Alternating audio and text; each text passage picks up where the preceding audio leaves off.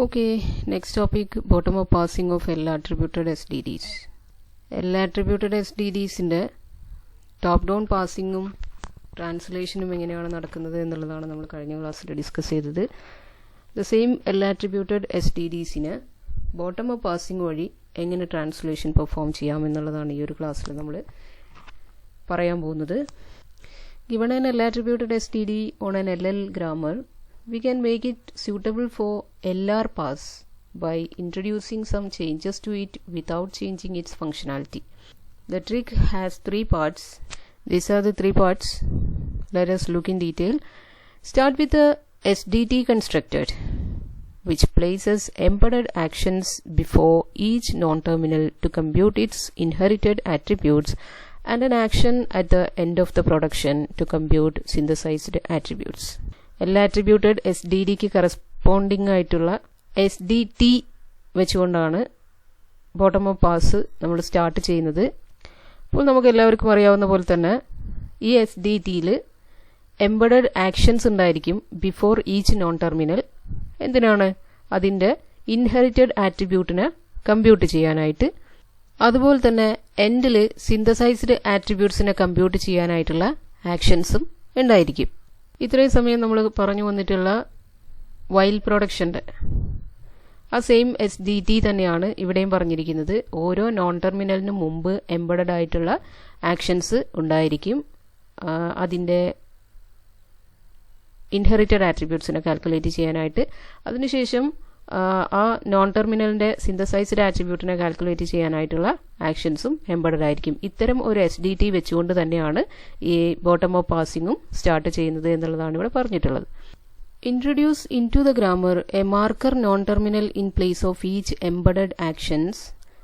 Each such place gets the distinct marker and there is one production for any marker m, namely m derives epsilon. ഇത്തരം ഒരു ഗ്രാമറിലെ embedded actions കാണപ്പെടുന്ന പൊസിഷനിലേക്കെല്ലാം ഒരു non terminal introduce ചെയ്യുകയാണ് next step. ആ introduce ചെയ്യുന്ന ഓരോ non ടെർമിനലിനും, for example ഇവിടെ m ആണ് ഇൻട്രൊഡ്യൂസ് ചെയ്യപ്പെടുന്ന നോൺ ടെർമിനൽ എങ്കിൽ അതിന് m ഡിറൈവ്സ് എപ്സലോൺ എന്നുള്ളൊരു പ്രൊഡക്ഷനും കൂടെ ഉണ്ടായിരിക്കും.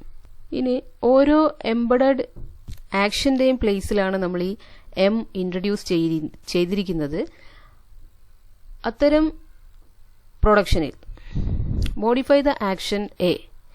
If marker non-terminal m replaces it in some production, A derives alpha, A beta and associate with m derives epsilon an action A dash that copies as inherited attribute of m any attribute of A or symbols of alpha that action A needs. And one more thing to do with it is computes attribute in the same way as A but make those attributes be synthesized attribute of M. എന്താണ് പറഞ്ഞിരിക്കുന്നത്? ഒരു embedded action A കാണപ്പെടുന്ന പൊസിഷനിലാണ് നമ്മൾ M എന്ന് പറയുന്ന non terminal introduce ചെയ്തിരിക്കുന്നത് ആ ഗ്രാമറിലേക്ക്. അപ്പോൾ ഈ A എന്ന് പറയുന്നതിന് ഒരു നോൺ ടെർമിനൽ M റീപ്ലേസ് ചെയ്യുന്നുണ്ടെങ്കിൽ, ഫോർ എക്സാമ്പിൾ ആ ഒരു പ്രൊഡക്ഷൻ ഒരു പക്ഷേ ഇങ്ങനെ ആയിരിക്കാം: A derives alpha, embedded action A beta. അപ്പോൾ ഇത്തരത്തിലുള്ള ഒരു പ്രൊഡക്ഷൻ നമ്മൾ M എന്നുള്ളത് ഇൻട്രൊഡ്യൂസ് ചെയ്തുകൊണ്ട് ഇവിടെ കാണുന്ന രൂപത്തിലേക്ക് മാറ്റുകയാണെങ്കിൽ, ഇവിടെ A derives alpha A beta becomes A derives alpha A dash M beta. അപ്പോൾ M എന്ന് പറയുന്നത് എനെ റീപ്ലേസ് ചെയ്യുന്നുണ്ടെങ്കിൽ അവിടെ A ഡാഷ് എന്ന് പറയുന്ന ഒരു പ്രൊഡക്ഷൻ കൂടെ ഇൻട്രൊഡ്യൂസ് ചെയ്ത് കൊടുക്കുന്നുണ്ട്. ഈ രീതിയിലേക്കാണ് ഇതിനെ മോഡിഫൈ ചെയ്യപ്പെടുന്നത്. ഒന്നുകൂടെ ഡീറ്റെയിൽ ആയിട്ട് പറയുകയാണെങ്കിൽ, A derives alpha A beta എന്ന് പറയുന്ന ഈ എന്റെ പ്ലേസിൽ നമ്മൾ M എന്ന് പറയുന്ന ഒരു നോൺ ടെർമിനൽ വെച്ച് റീപ്ലേസ് ചെയ്യുകയാണെങ്കിൽ, ആ ഒരു രീതിയിൽ ഈ പ്രൊഡക്ഷനെ നമ്മൾ അപ്ഡേറ്റ് ചെയ്യുകയാണെങ്കിൽ, M ഡിറൈവ്സ് എപ്സലോൺ എന്ന് പറയുന്ന ഒരു പ്രൊഡക്ഷൻ അതിനോട് അറ്റാച്ച് ചെയ്ത് വരും. അതിന് കറസ്പോണ്ടിങ് ആയിട്ട് ആ പ്രൊഡക്ഷനിൽ A ഡാഷ് എന്ന് പറയുന്ന ഒരു എംബഡഡ് ആക്ഷൻ അവിടെ ഉണ്ടായിരിക്കും. ഇനി ഈ A ഡാഷ് എങ്ങനെയാണ് കൺസ്ട്രക്ട് ചെയ്യുന്നത്. അതിൻ്റെ സ്പെഷ്യാലിറ്റീസ് എന്തെല്ലാമാണെന്നാണ് ഈ രണ്ട് സബ് സ്റ്റെപ്സിൽ പറഞ്ഞിരിക്കുന്നത്. A dash copies as inherited attribute of M any attribute of A or symbol of alpha that action A needs. A എന്ന് പറയുന്ന ആക്ഷനിൽ ഉണ്ടായിരുന്ന പ്രൊഡക്ഷൻ ഹെഡ് എയുടെയും ലെഫ്റ്റ് സിബ്ലിങ്സ് ആയിട്ടുള്ള ആൽഫ സിംബൽസിന്റെയും ആട്രിബ്യൂട്ട്സിനെ ഇൻഹെറിറ്റഡ് ആട്രിബ്യൂട്ട് ആയിട്ട് എമ്മിന്റെ ഇൻഹെറിറ്റഡ് ആട്രിബ്യൂട്ട് ആയിട്ട് ഇവിടെ കോപ്പി ചെയ്യുകയാണ് ഈ എ ഡാഷ് ചെയ്യുന്ന ഒരു ആക്ഷൻ എന്ന് പറയുന്നത്. അതിനിവിടെ എക്സാമ്പിൾ കാണിച്ചിട്ടുണ്ട്. എ എന്ന് പറയുന്നത് beta dot I equal to F of A dot I എന്നായിരുന്നെങ്കിൽ, ഇപ്പോൾ എ ഡോട്ട് ഐ എന്ന് പറയുന്നത് നമുക്കറിയാം inherited attribute of production head A ആണ്. അതിന് എന്തോ ഒരു ഫംഗ്ഷൻ പെർഫോം ചെയ്തുകൊണ്ട് some calculations are there after it will be copied to B dot I, ബിയുടെ ഇൻഹെറിറ്റഡ് ആട്രിബ്യൂട്ട് ആയിട്ട് കോപ്പി ചെയ്യപ്പെടുന്ന ഒന്നായിരുന്നു എങ്കിൽ അതിന് എ ഡാഷ് കൊണ്ട് മോഡിഫൈ ചെയ്തിരിക്കുന്നത് M dot I equal to A dot I. ഇതിന് ഈ ഒരു കമ്പ്യൂട്ടേഷൻ ഇല്ലാതെ അതിനെ ജസ്റ്റ് എം ഡോട്ട് ഐ എമ്മിന്റെ ഇൻഹെറിറ്റഡ് ആട്രിബ്യൂട്ട് ആയിട്ട് കോപ്പി ചെയ്യുകയാണ് എ ഡാഷ് ചെയ്തിരിക്കുന്ന ഫസ്റ്റ് ആക്ഷൻ. ദെൻ സെക്കൻഡ് സ്റ്റെപ്പിൽ പറയുന്നത് compute attribute in the same way as A but make those attribute B synthesised attribute of M. ഇനി നമുക്ക് വേണ്ടത് ഈ ഒരു കമ്പ്യൂട്ടേഷൻ ഇവിടെ അവോയ്ഡ് ചെയ്തിട്ടുണ്ട്. ആ കമ്പ്യൂട്ടേഷനാണ് ഇവിടെ ചെയ്യുന്നത്. പക്ഷേ അതിലുള്ള ഡിഫറൻസ് എന്ന് പറയുന്നത് ഇവിടെ അത് ബീറ്റയുടെ ഇൻഹെറിറ്റഡ് ആട്രിബ്യൂട്ട് ആയിരുന്നെങ്കിൽ ഇനി നമ്മൾ ചെയ്യാൻ പോകുന്നത് ഇതിന്റെ സിന്തസൈസ്ഡ് ആട്രിബ്യൂട്ട് ആയിട്ടാണ്. ആഫ്റ്റർ ഇൻഹെറിറ്റഡ് ആട്രിബ്യൂട്ട് ആയിട്ട് ഇതിനെ ഇൻഹെറിറ്റ് ചെയ്തിട്ടുണ്ട്. ഇനി ഇതിന് സിന്തസൈസ്ഡ് ആട്രിബ്യൂട്ട് ആയിട്ട് എമ്മിന്റെ സിന്തസൈസ്ഡ് ആട്രിബ്യൂട്ട് ആയിട്ട് ഈ മോഡിഫിക്കേഷൻ നടത്തിയതിന് ശേഷം മാറ്റുകയാണ്. ആ ഒരു സ്റ്റെപ്പാണ് ഇവിടെ പറഞ്ഞിരിക്കുന്നത്.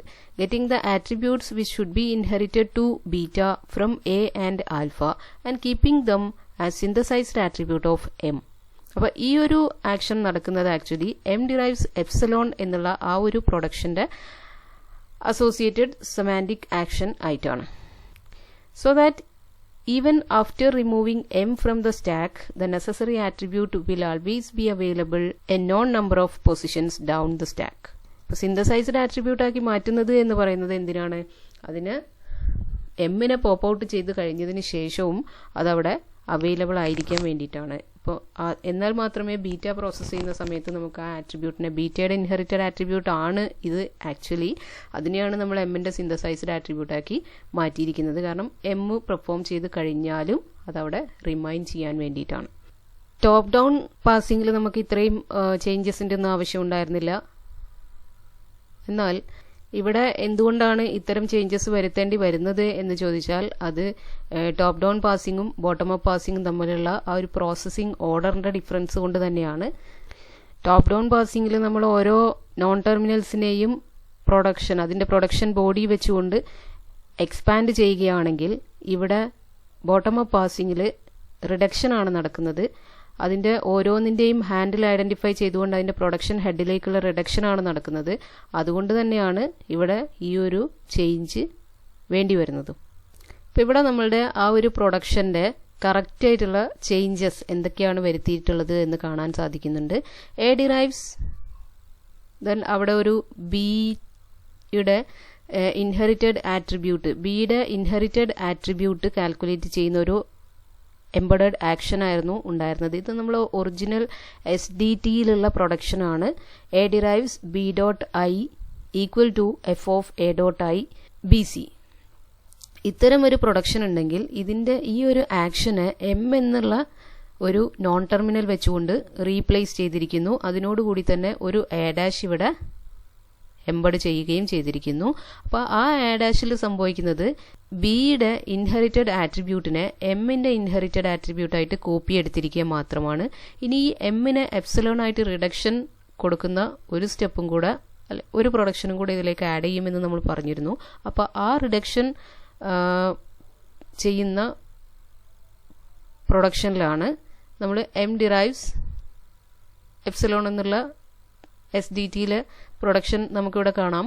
അതിലാണ് ഈ ഒരു ആക്ഷൻ ആഡ് ചെയ്യപ്പെട്ടിരിക്കുന്നത്. അതായത് ആ correct calculation F of AI എന്ന് പെർഫോം ചെയ്യുന്ന അതിന് ഇക്വലൻ്റ് ആയിട്ടുള്ള ഈ ഒരു കാൽക്കുലേഷൻ നടത്തി ആ ഒരു എമ്മിൻ്റെ സിന്തസൈസ്ഡ് ആട്രിബ്യൂട്ടായിട്ട് അതിനെ മാറ്റിയിരിക്കുന്നതായിട്ട് നമുക്കിവിടെ കാണാം. അപ്പോൾ ഈ ഒരു ആക്ഷനാണ് ഇതിന് ഒരു എൽ ആട്രിബ്യൂട്ടഡ് SDDനെ നമ്മൾ ബോട്ടം അപ്പ് പാസിങ്ങിന് വേണ്ടി പ്രിപ്പയർ ചെയ്യുന്ന സമയത്ത് ചെയ്യാനുള്ള ഒരു ചേഞ്ച് എന്ന് പറയുന്നത്. ഇനി ഈ പറഞ്ഞിരിക്കുന്ന കാര്യം തന്നെ നമ്മൾ ഇത്രയും സമയം ഡിസ്കസ് ചെയ്തുകൊണ്ടിരിക്കുന്ന ആ ഒരു സെയിം ഗ്രാമർ വെച്ചുകൊണ്ട് ഇവിടെ എക്സ്പ്ലെയിൻ ചെയ്തിരിക്കുന്നതാണ് ഇനി നമുക്ക് കാണാനുള്ളത്. അപ്പോൾ ഈ ഒരു ഗ്രാമറിൽ ആ കറക്റ്റ് പൊസിഷനിലെല്ലാം നോൺ ടെർമിനൽസ് പ്ലേസ് ചെയ്തിരിക്കുന്നതായിട്ട് നമുക്ക് കാണാം. അതിനോടനുബന്ധിച്ച് എം ഡിറൈവ്സ് എപ്സിലോൺ എന്നും എൻ ഡിറൈവ്സ് എപ്സിലോൺ എന്നും പറയുന്ന 2 പ്രൊഡക്ഷൻസ് ആഡ് ചെയ്തിരിക്കുന്നതായിട്ട് നമുക്ക് കാണാം. അപ്പോൾ അതിൻ്റെ കറക്റ്റ് SDTനെയാണ് ഈ രീതിയിൽ മോഡിഫൈ ചെയ്തിരിക്കുന്നത്. ഇപ്പോൾ ബോട്ടം അപ്പ് പാസിംഗിൽ സ്റ്റാക്കിൽ ഫസ്റ്റ് കണ്ടന്റ് എന്ന് പറയുന്നത് ഡോളർ സിമ്പൽ അല്ലെങ്കിൽ എൻഡ് മാർക്കർ ഉണ്ടായിരിക്കും. ഇനി ഇൻപുട്ട് പോയിന്റർ പോയിന്റ് ചെയ്യുന്ന ഓരോ ഇൻപുട്ട് സിമ്പലിനെയും നമ്മൾ പാസറിലേക്ക് ഷിഫ്റ്റ് ചെയ്യുകയാണ് ചെയ്യുന്നത്. അതിൻ്റെ പാസിംഗ് ടേബിൾ റെഫർ ചെയ്തുകൊണ്ട് ഷിഫ്റ്റ് ചെയ്യുകയും അതിന് കറസ്പോണ്ടിങ് ആയിട്ടുള്ള ആക്ഷൻസ് പെർഫോം ചെയ്യുകയും അവിടെ ഒരു ഹാൻഡിൽ ഐഡന്റിഫൈ ചെയ്യുമ്പോൾ സ്റ്റാക്ക് ടോപ്പിൽ ഒരു ഹാൻഡിൽ ഐഡന്റിഫൈ ചെയ്യപ്പെടുന്ന സമയത്ത് അതിൻ്റെ പ്രൊഡക്ഷൻ ഹെഡിലേക്ക് റെഡ്യൂസ് ചെയ്യപ്പെടുകയുമാണ് ചെയ്യുന്നത്. അങ്ങനെ ലാസ്റ്റ് നമുക്ക് എസ്സിലേക്ക് കംപ്ലീറ്റ് റിഡക്ഷൻ ഫൈനലി എസ്സിലേക്ക് റെഡ്യൂസ് ചെയ്യാൻ പറ്റുന്ന ഒരു സിറ്റുവേഷനിൽ എത്തുമ്പോഴാണ് ആ ഒരു ഗ്രാമർ ആക്സെപ്റ്റ് ചെയ്യപ്പെടുന്നത്. ഇത്രയും എല്ലാവർക്കും ഓർമ്മയുണ്ടാവും എന്ന് വിചാരിക്കുന്നു. അപ്പോൾ ഈ ഒരു ഗ്രാമർ നമ്മൾ ഇതിന് മുമ്പേ നോക്കിയ സമയത്ത് നമുക്കിതിൽ s.next എന്ന് പറയുന്ന എസിൻ്റെ ഒരു ഇൻഹെറിറ്റഡ് ആട്രിബ്യൂട്ട് ഉണ്ടായിരുന്നു. അപ്പോൾ അത് നമ്മളുടെ ഈ ഒരു സ്കീം അനുസരിച്ച് തന്നെ ഓൾറെഡി അവിടെ ഇതിനു മുമ്പ് പ്രോസസ്സ് ചെയ്ത സിമ്പൽ ഏതായാലും അത് നമ്മളുടെ സ്റ്റാക്കിൽ പ്ലേസ് ചെയ്തിട്ടുണ്ട് എന്നുള്ള ഒരു അസംഷനിലാണ് നമ്മളിത് സ്റ്റാർട്ട് ചെയ്യുന്നത്.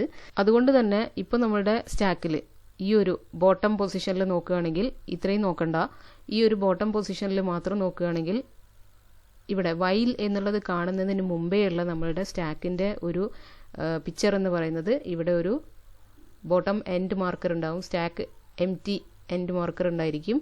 അതുപോലെ അതിൽ s.next എന്ന് പറയുന്ന ഒരു ഇൻഹെറിറ്റഡ് ആട്രിബ്യൂട്ട് അതിനി ആവശ്യം വരും എന്നുള്ള ഇതുകൊണ്ട് തന്നെ ഇതിന് മുമ്പേ പ്രോസസ്സ് ചെയ്തിരിക്കുന്ന ആ ഒരു സിമ്പൽ ഇതിൽ നിന്ന് പോപ്പ് ഔട്ട് ചെയ്യപ്പെട്ടപ്പോഴും ഇതിവിടെ റിമൈൻഡ് ചെയ്യുന്ന ഒരു കണ്ടീഷനിലായിരിക്കും നമുക്ക് സ്റ്റാക്ക് ഉണ്ടായിരിക്കുക.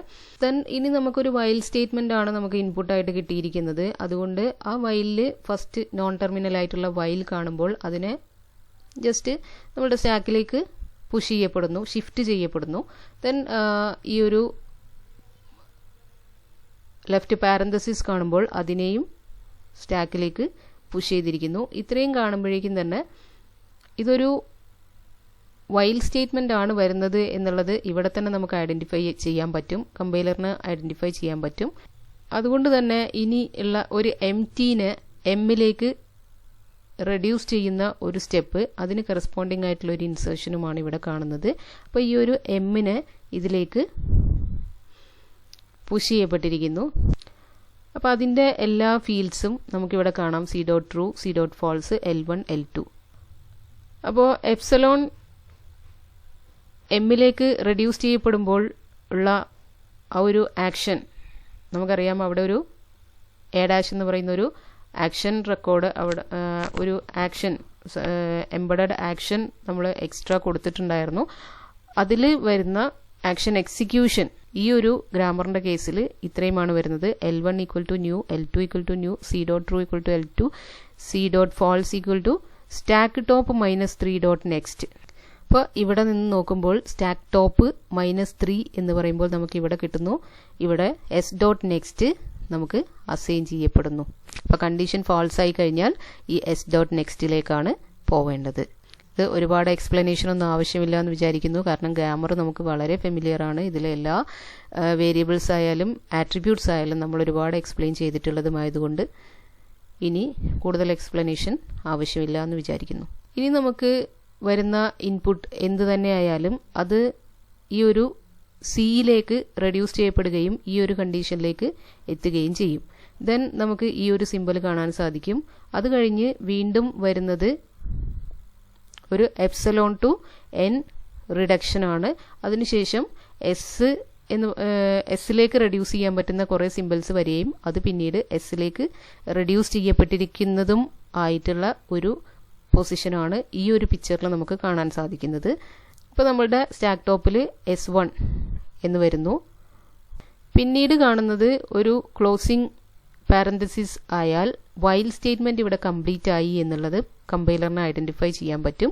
അപ്പോൾ ഇതിന് കംപ്ലീറ്റ് ആയിട്ടൊരു ഹാൻഡിൽ ആയിട്ട് ഐഡന്റിഫൈ ചെയ്യപ്പെടുകയും അതിനെ എസിലേക്ക് റെഡ്യൂസ് ചെയ്യുകയുമാണ് ചെയ്യുന്നത്. അപ്പോൾ ആ ഓരോ സ്റ്റെപ്പിലും ഓരോ റിഡക്ഷൻസ് സംഭവിക്കുമ്പോൾ ഇപ്പോൾ C ആയാലും S1 ആയാലും അതിലേക്ക് റെഡ്യൂസ് ചെയ്യപ്പെടുമ്പോൾ നടക്കുന്ന ആക്ഷൻസ് അതിൻ്റെ SDTയിൽ കൊടുത്തിരിക്കുന്ന ആക്ഷൻസ് അതിൽ പെർഫോം ചെയ്യപ്പെടുന്നുണ്ട്. അതിന് കറസ്പോണ്ടിങ് ആയിട്ടുള്ള എക്സിക്യൂട്ടിംഗ് കോഡാണ് നമുക്കിവിടെ തന്നിട്ടുള്ളത്. ഇപ്പോൾ S1.next കമ്പ്യൂട്ട് ചെയ്യപ്പെടുന്നത് എസിലേക്കുള്ള റിഡക്ഷൻ്റെ സമയത്താണ്. അപ്പോൾ ഇവിടെ നമുക്ക് S1.next അവിടെ അവൈലബിൾ ആയിരിക്കും. ഈ S1.next അവൈലബിൾ ആയിരിക്കും. അതിനുശേഷം ഈ S1നെ പോപ്പ് ഔട്ട് ചെയ്യപ്പെടുന്നു. S1നെ പോപ്പ് ഔട്ട് ചെയ്യപ്പെട്ടാലും നമുക്ക് S1.next ഇവിടെ അവൈലബിൾ ആയിരിക്കും. അപ്പോൾ ആ ഒരു പർപ്പസ് കൊണ്ട് തന്നെയാണ് നമ്മൾ S1.nextനെ എസിൻ്റെ ഒരു റെക്കോർഡിൽ സേവ് ചെയ്യാതെ അതിന് തൊട്ട് താഴെയുള്ള N എന്ന് പറയുന്ന നോൺ ടെർമിനലിൻ്റെ ആട്രിബ്യൂട്ടായിട്ട് ഇതിനെ സെറ്റ് ചെയ്തിരിക്കുന്നത്. ഈ ഒരു കോപ്പിയിങ് ആക്ഷൻ എന്ന് പറയുന്നത് N derives epsilon എന്ന് പറയുന്ന ആ ഒരു പ്രൊഡക്ഷൻ യൂസ് ചെയ്തുകൊണ്ടുള്ള റിഡക്ഷൻ സംഭവിക്കുന്ന സമയത്താണ് S1.next ഇവിടെ കമ്പ്യൂട്ട് ചെയ്യപ്പെട്ടിരിക്കുന്നത്. അതിനുശേഷം നമുക്ക് S1 എന്ന് പറയുന്ന ഹെഡിലേക്ക് റെഡ്യൂസ് ചെയ്യാൻ പറ്റുന്ന അത്രയും ഇൻപുട്ട് സിമ്പിൾസ് വരികയും അതിൻ്റെ ഹാൻഡിൽ ഐഡന്റിഫൈ ചെയ്തുകൊണ്ട് ഇതിനെ റെഡ്യൂസ് ചെയ്യപ്പെടുകയും ചെയ്യും. ആ സമയത്ത് S1.code കാൽക്കുലേറ്റ് ചെയ്യപ്പെടുകയും അത് അതിൻ്റെ സ്റ്റാക്ക് റെക്കോർഡിൽ പ്ലേസ് ചെയ്യപ്പെടുകയും ചെയ്യുന്നു. ഇതേപോലെ തന്നെ C.codeും എല്ലാം പ്ലേസ് ചെയ്യപ്പെട്ടിട്ടുണ്ട് നേരത്തെ. ഇപ്പം നമുക്ക് വൈലിൻ്റെ ഫുള്ളായിട്ടുള്ള ഒരു ഫിഗർ നമ്മളുടെ സ്റ്റാക്കിൽ അതിൻ്റെ ഒരു ഹാൻഡിൽ സ്റ്റാക്കിൽ അവൈലബിൾ ആയി കഴിഞ്ഞു. അതിനുശേഷം കംപ്ലീറ്റ് ആയിട്ട് എസിലേക്കുള്ള ഒരു റിഡക്ഷനാണ് നടക്കുന്നത്. ആ റിഡക്ഷൻ നടക്കുന്ന സമയത്ത് എക്സിക്യൂട്ട് ചെയ്യപ്പെടുന്ന ഒരു കോഡാണ് ഇവിടെ തന്നിരിക്കുന്നത്. ഇത് കംപ്ലീറ്റ് ആയിട്ടുള്ള കോഡ് ജനറേഷൻ്റെ അതായത് S.code എന്ന് പറയുന്ന കോഡ് ജനറേറ്റ് ചെയ്യുന്ന ഒരു സ്റ്റെപ്പാണ്. ഇത്രയും കാണുന്ന കോഡ് നമുക്ക് ഫെമിലിയർ ആയിട്ടുള്ള ആ ഒരു S.code ക്രിയേറ്റ് ചെയ്തിരിക്കുന്നതാണ്. ദെൻ അതിന് temp.code എന്ന് പറയുന്ന ടെമ്പററി വേരിയബിളിൽ സ്റ്റോർ ചെയ്തിരിക്കുന്നു. ദെൻ സ്റ്റാക്ക് ടോപ്പ് അപ്ഡേറ്റ് ചെയ്തിരിക്കുന്നു, ടോപ്പ് -5 എന്ന് പറഞ്ഞിട്ട്. എന്നിട്ട് സ്റ്റാക്ക് top.codeൽ ടെമ്പ് കോഡ് അസൈൻ ചെയ്തിരിക്കുന്നു. അപ്പോൾ നമുക്ക് സ്റ്റാക്കിൻ്റെ ബോട്ടം പോർഷനിൽ S.codeന് കറസ്പോണ്ടിങ് ആയിട്ടുള്ള ഈ ഒരു വാല്യൂ അവൈലബിൾ ആയിരിക്കും. അപ്പോൾ ഇത്രയാണ് ബോട്ടം അപ്പ് പാസിംഗ് നടക്കുമ്പോഴുള്ള ട്രാൻസ്ലേഷനിൽ ശ്രദ്ധിക്കാനുള്ള കാര്യങ്ങൾ. Okay, thank you.